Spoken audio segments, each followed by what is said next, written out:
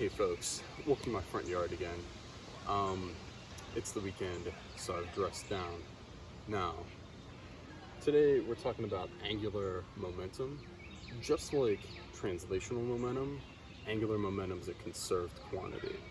So what I'm going to do is I'm sitting on my kid's swing.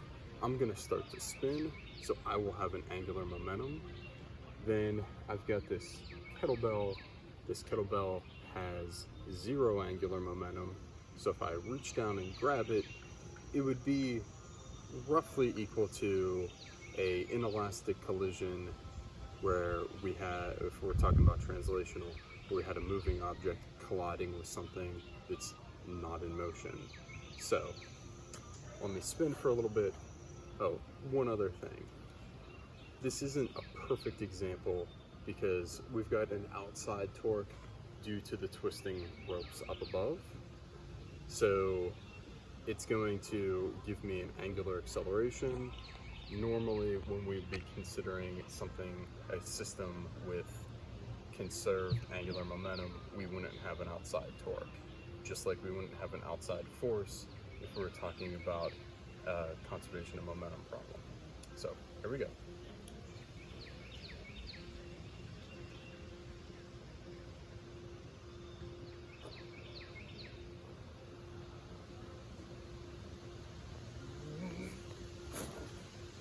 So,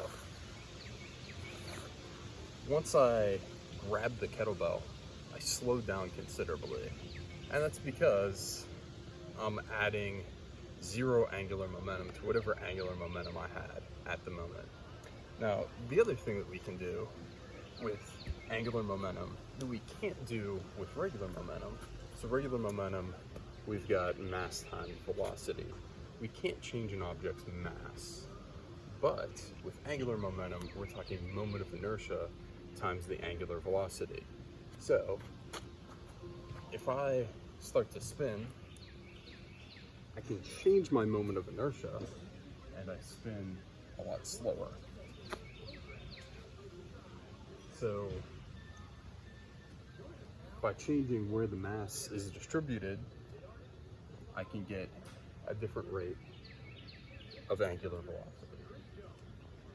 Okay, we can cut now.